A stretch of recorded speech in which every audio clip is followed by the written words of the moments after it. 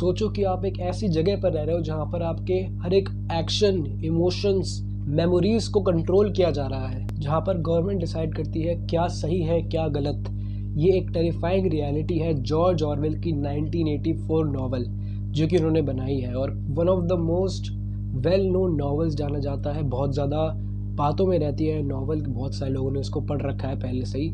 और इस नॉवल में हमको दिखाया जाता है वो एक्सट्रीम पावर साइकोलॉजिकल मैनिपुलेशन का। ये सिर्फ एक फिक्शन नॉवल नहीं है कि सिर्फ आप इसको एंटरटेनमेंट बेस पर या फिर एक लर्निंग के बेस पर आप इसको रीड कर रहे हो। ये एक वार्निंग है, एक चिलिंग वार्निंग है कि कैसे टोटलिटेरियन जो है एक एब्सोल्यूट पावर को मेंटेन करने के लिए क्या क्या कदम उठाते हैं, क्या क्या एक्शंस करते हैं। और ये जो नॉवल है बहुत ज़्यादा एक्सट्रीम पावर को दर्शाती है कि एक स्टेट पर एक पार्टी है जिसने बहुत बड़ा शासन जमा रखा है और कोई मतलब पार्टी अगेंस्ट थिंक कर ही नहीं सकता, और उसकी हर एक चीज़ों को मेमोरीज, उसकी एक्शंस, उनकी हर चीज़ों को जो है मॉनिटर किया जाता है 2400 घंटे।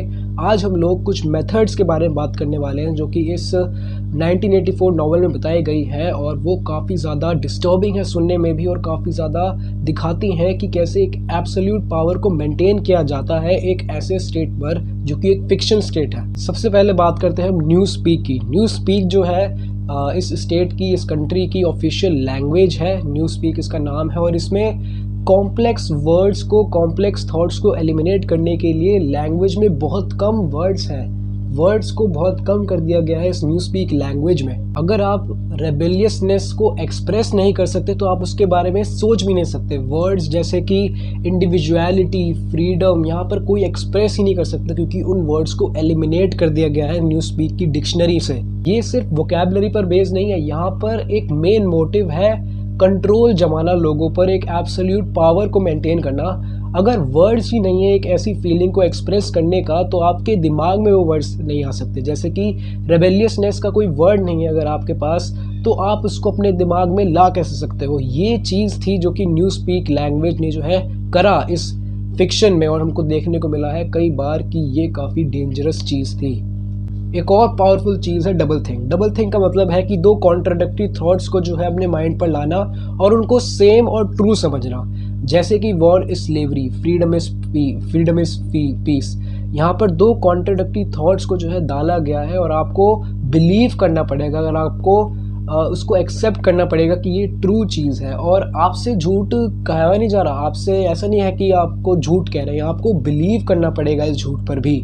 और अगर पार्टी कहती है कि 2 + 2 5 बनाता है, तो अगर आपने कोई भी हेजिटेशन दिखाई जैसे कि विंस्टन ने करा था, तो आप एक गद्दार समझ में आओगे और आपके ऊपर स्ट्रिक्ट एक्शंस देखने को मिलेंगे जो कि इस 1984 नॉवल में हमको देखने को मिले हैं, और उसके कॉन्सिक्वेंसेस बहुत ज़्यादा हार्श थे। सोचो कि आपके ऊपर 2400 घंटे निगरानी की जा रही है, आप हर तरीके से ऑब्जर्व किए जा रहे हो। 1984 में काफ़ी ज़्यादा कॉमन था। टेलीविज़न स्क्रीन्स, माइक्रोफोन्स, ईयरफोन्स, बहुत सारी चीज़ें लगी हुई थी जिस वजह से आपकी मॉनिटर किया जा सकता था आपके एक्शंस को।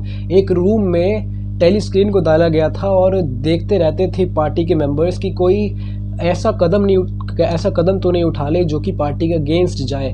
सेल्फ जो प्राइवेसी होती है उसकी तो यहाँ पर ऐसी तैसी मार दी इस पार्टी ने, और हर एक चीज़ को मॉनिटर किया जाता था। आप क्या बोल रहे हो, वो अगर आप कुछ चीज़ करते हुए पकड़े गए तो वहाँ पर जो है आप एक गद्दार दिखोगे और आपको सेल पर जाना पड़ेगा।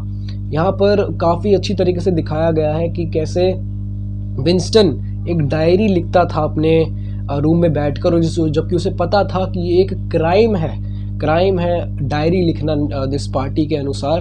और टेलीविज़न स्क्रीन जो हमेशा इसे ऑब्जर्व करती थी, लेकिन ये कैसे छिप कर डायरी को लिखा करता था। और ये दिखाता है कि आपके हर एक थॉट आपको मतलब दबा दिया जाता था, आपको ऑप्रेस किया जाता था, और जब अगर आप ऑप्रेस हो गए तो आप किसी चीज़ को थिंक कर नहीं पाओगे, और इस पार्टी का मेन मोटिव यही था। ये एक काफ़ी ज़्यादा तगड़ी चीज़ थी, ये काफ़ी ज़्यादा भयानक चीज़ थी जो कि इस पार्टी ने करी थी। इसके बाद एक मिनिस्ट्री आती है, मिनिस्ट्री ऑफ ट्रुथ, जिसका मेन काम था टू रीराइट द पास्ट में जो चीज़ें लिखी गई हैं, और अगर प्रेजेंट में उनको चेंज किया जाता है तो पास्ट को चेंज कर दिया जाएगा।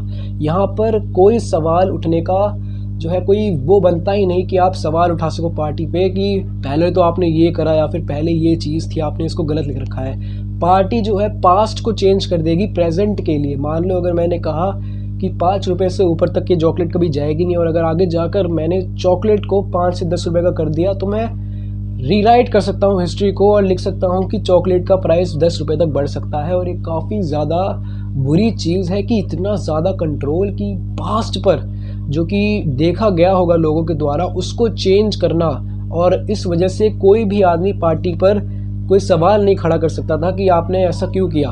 इवन इस स्टोरी में जो मेन कैरेक्टर था विंस्टन स्मिथ, वो भी मिनिस्ट्री ऑफ ट्रुथ में काम करता था, जहाँ पर उसे हिस्ट्री को रीराइट करना पड़ता था। और यहाँ पर फैक्ट्स को एक फ्लूइड की तरह दिखाया जाता था कि फैक्ट्स कभी भी चेंज हो सकते हैं, और मेमोरीज अनरिलायबल थी क्योंकि उनको पार्टी कभी भी चेंज कर सकती है प्रेजेंट के लिए। अब अगर इतना बड़ा शासन है एक पार्टी का, अब अगर इतनी एक्सट्रीम सिचुएशंस हैं, तो उसके लिए कुछ लोग तो होंगे जो कि रेबेलियस होंगे, जो लोग इस पार्टी के अगेंस्ट जाएंगे। अब जो लोग पार्टी के अगेंस्ट जाते हैं उनको जो है डाला जाता है सबसे पहले तो सेल पर, और अगर वो रेजिस्ट करते हैं, अगर वो तब भी हार नहीं मानते, तब रूम 101 में उनको डाला जाता है, जो कि हम कह सकते हैं कि टर्निंग पॉइंट था इस स्टोरी का। स्पॉइलर मैं यहाँ पे कहने वाला हूँ कि जब विंस्टन स्मिथ जो है पार्टी के अगेंस्ट था, उसने बहुत ज़्यादा आवाज़ें उठाई, वो पार्टी के अगेंस्ट गया, और जब वो गया और उसने जब रेसिस्ट किया तो वो सेल 101 में गया, और वहाँ पर उसके बिगेस्ट फियर्स को डाला गया। वो चूहों से उसको फोबिया था। 2 चूहे डाले गए उसके सामने, जो कि उस टाइम पर कहें तो इस 1984 में चूहों का बहुत बड़ा रोल है। चूहे बहुत ज़्यादा डेंजरस थे क्योंकि वो बच्चों को तक को मार सकते थे, और रियल लाइफ में तो ऐसा है नहीं कुछ भी, पर उस टाइम पर और उस स्टोरी में चूहे बहुत ज़्यादा डेंजरस थे।